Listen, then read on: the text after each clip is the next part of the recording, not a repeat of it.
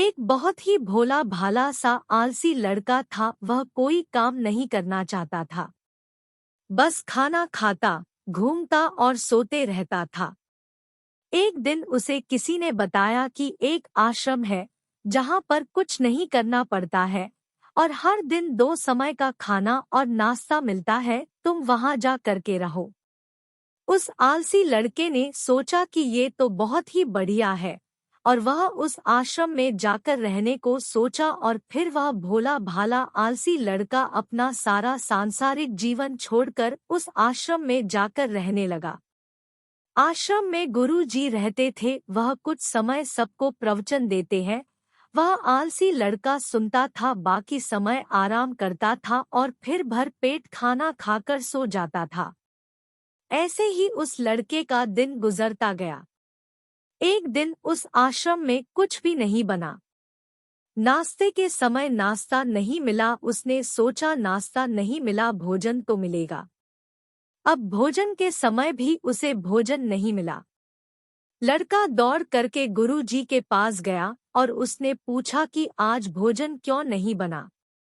गुरु जी ने कहा कि बेटा, आज एकादशी है और जितने भी आश्रम के सदस्य हैं उनका उपवास है और तुम्हारा भी आज उपवास है, आज भोजन नहीं बनेगा।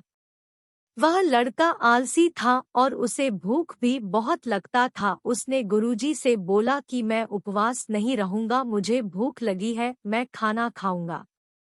गुरुजी ने बोला ठीक है, जाओ भंडारे में से सामान ले करके आओ और आश्रम में नहीं बाहर ले जा करके बना लो, लेकिन याद रखना भोजन बनाने के बाद सबसे पहला भोग भगवान को लगाना और फिर तुम प्रसाद पाना। वह लड़का बोला ठीक है और फिर अनाज लेकर नदी की ओर पहुंचा।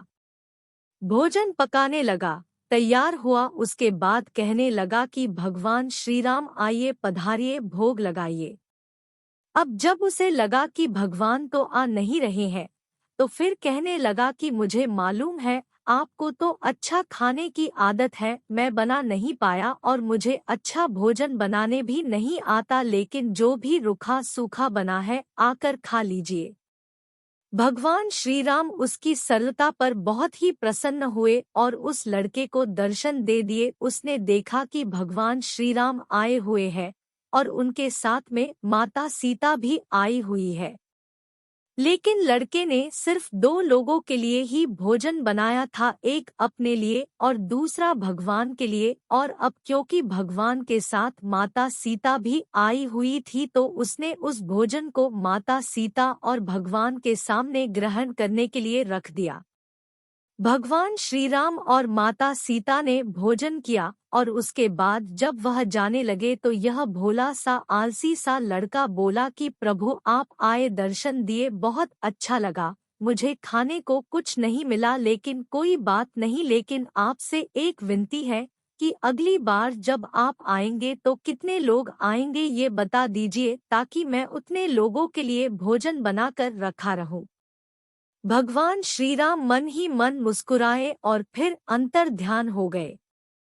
लड़का आश्रम गया, दिन बीतता गया और फिर एकादशी का दिन आया और इस बार उसने 3-4 लोगों के लिए अनाज ले करके खाना बनाने के लिए नदी के किनारे पहुंचा और उसने बड़े प्रसन्नता से भोजन बनाया और इंतजार करने लगा कि प्रभु आइए और भोग लगाइए।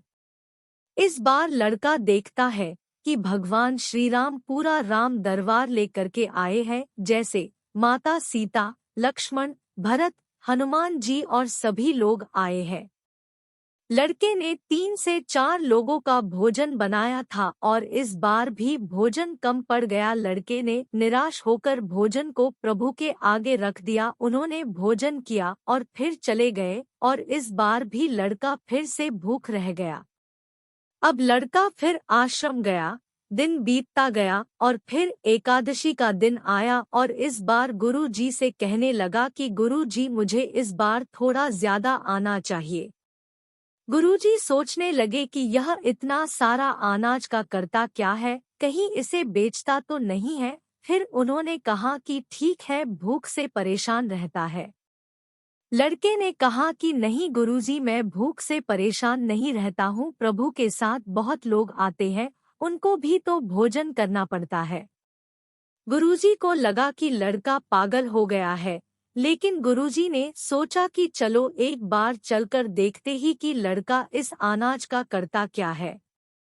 वह भोला सा लड़का अनाज ले करके नदी के किनारे पहुंचा और इस बार भोजन बनाया नहीं। उसने सोचा कि प्रभु हर बार ज्यादा लोगों को ले करके आते हैं, इस बार वह जितने भी आएंगे खुद बना करके भोग लगा लेंगे। और फिर प्रेम से प्रभु को बुलाने लगा।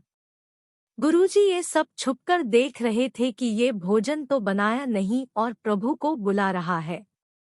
लेकिन लड़के ने देखा कि इस बार प्रभु के साथ बहुत से लोग आए हुए हैं, तो उसने प्रभु के सामने हाथ जोड़ करके कहा कि प्रभु माफ करना, आप बहुत सारे लोग आते हो, मुझे संख्या पता नहीं होती है और मेरी हिम्मत भी नहीं होती है कि इतने सारे लोगों के लिए भोजन बनाऊं।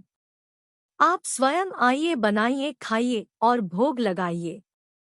प्रभु मुस्कुराते हैं और अपने साथ आए सभी लोगों के साथ मिल करके भोजन बनाते हैं। गुरुजी ये सब छुप करके देखते हैं और फिर लड़के के पास आ करके कहते हैं कि तुम ये कर क्या रहे हो। लड़का कहता है कि गुरुजी आपको दिख नहीं रहा है कि भगवान श्री राम पधार चुके हैं, माँ सीता आई हुई है, हनुमान जी आए हैं और भी सभी लोग आए हुए हैं, भोजन बन रहा है। गुरुजी ने बोला कि पागल हो गया है, मुझे तो कोई दिख नहीं रहा है। लड़का गुस्सा हो गया और बोला प्रभु आप ये क्या कर रहे हो, एक तो मुझे भूखा रखा है और गुरुजी को दर्शन नहीं दे रहे हो, जो मुझे पागल समझ रहे हैं, कृपा करके गुरुजी को दिख जाओ। भगवान बोले नहीं, मैं इन्हें नहीं दिख सकता। लड़का बोला क्यों नहीं दिख सकते, मेरे गुरुजी तो बहुत महान है, बहुत बड़े ज्ञानी और ज्ञाता है। भगवान बोले हाँ ज्ञानी और ज्ञाता होंगे, लेकिन तुम्हारी तरह सरल नहीं है। जो सरलता तुम में है वो तुम्हारे गुरुजी में नहीं है। लड़के ने ये बात गुरुजी से कह दी कि भगवान श्री राम कह रहे हैं कि आप में सरलता नहीं है, आप मेरी तरह सरल नहीं है, इसलिए आपको नहीं देख सकते।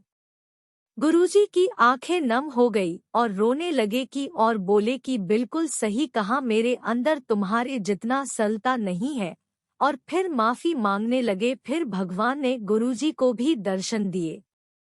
ये कहानी हमें सिखाती है कि जीवन में सरलता सबसे आवश्यक है, जितने सरल बने रहेंगे उतना जीवन में आगे बढ़ते चले जाएंगे। जब आप सरल होते हैं तो आप खुद भी मुस्कुराते हैं और दूसरों को भी मुस्कुराने की वजह देते हैं। तो दोस्तों, हम आशा करते हैं कि आपको भगवद गीता की कहानी पढ़कर जरूर अच्छी लगी होगी और कृपया करके इन कहानियां को आप अपने दोस्तों और परिवार वालों के साथ शेयर जरूर करें, ताकि हर कोई इन मजेदार शिक्षावर्धक कहानियों को पढ़ सके। हमारे आज के विषय आलसी लड़के की कहानी मोटिवेशनल स्टोरी इन हिंदी को पढ़ने के लिए आपका धन्यवाद।